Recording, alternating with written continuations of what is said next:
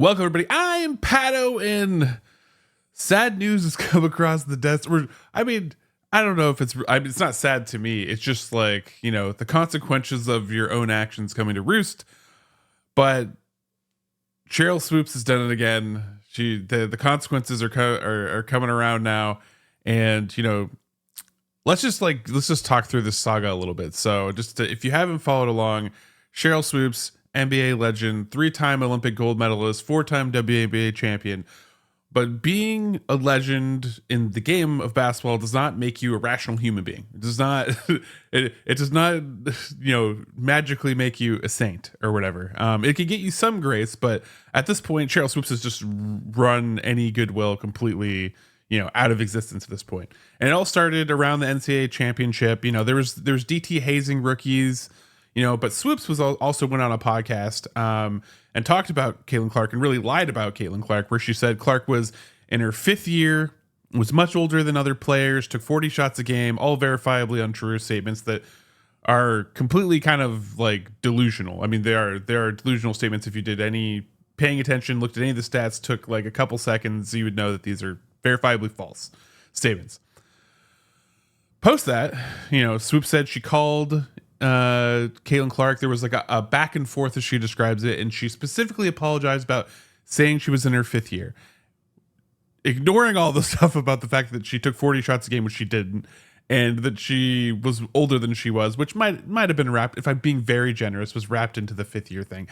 But she was acting like she was way older than she was. Meanwhile, comparatively, Swoopes, when she came into the WNBA, because she was older at the time that the NBA started, she was 26. Clark now in at 22, and the stats couldn't be any. I mean, it's obvious who's thriving, and maybe there's some jealousy there. Maybe there's some jealousy there, sure, but still doesn't mean you need to lie about a player. So fast forward, she's on another podcast and gets into more controversy because she deflects from Angel Reese and says that Caitlin Clark's a bully because she pushes off, regardless of the fact that players are tackling her and she's getting like checked every time she comes up the court. Sure, she's a bully for, playing the game of basketball. I don't know. She talks a lot of crap though. She does talk a lot of crap, but still it doesn't mean that you're necessarily a bully.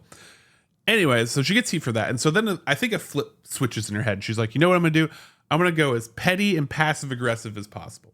And what I'm going to do is I'm just not going to mention Caitlin Clark, even though obviously I should, even though I'm employed by the WNBA and I should be talking about her as being one of the most popular players in sports. I'm just not going to mention her. So she's on her Queens of the Podcast, podcast, which is a WNBA podcast funded by them. And she talks about everyone but Caitlin Clark. Is like Lexi Hall, Aaliyah Boston, Kelsey Mitchell, everybody under the sun completely acts like Caitlin Clark doesn't exist. And I get it. It's cool to give props to the other players, but it's like sitting outside and being like the sun doesn't exist, it's just a weird thing to do, when you're talking about the sky, well, not that sky, I guess, bad analogy. But then on another WA, on an actual broadcast, and she's with her co-host, they're talking about Clark winning the Player of the Week. And so he's talking about the Player of the Week, and Swoopes is just dead silent the entire time.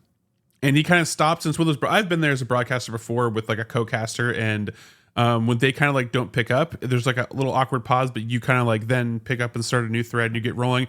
And the broadcaster mentions that, the Fever are going to be coming to Dallas in the near future. Get excited, blah, blah, blah. Which brings us to today, where according to the Dallas Wings website, Swoopes has been removed from commentating, and instead it will be Ron Thulin and Nancy Lieberman. So Swoopes basically, because she won't talk about Clark on broadcast, on a WNBA podcast, is just being the most passive-aggressive, petty person on the planet about Caitlin Clark. She's not there anymore. And then some people reached out to her on X. And obviously there's lots of comments flowing her way. And there's ones can't wait for you announcing today. Silence or hatred is what we're betting on. You're covered by ESPN, so anything can happen. And her response is, not today, Satan, with praying hands. As if as if, her view, like, I think right now she actually believes that the people out there that are watching her do this and be petty are evil, and like this is evil, like all the bad things that are happening to her are from some evil in the world or force, when really it's the consequences of your own actions. And it's just wild to watch this crash out from someone that could have, a legendary legacy, but instead it's like they're just destroying it all in this weird petty revenge against who is the future star of the WNBA, is one of the most popular athletes in the world, and is going to incredibly limit your ability.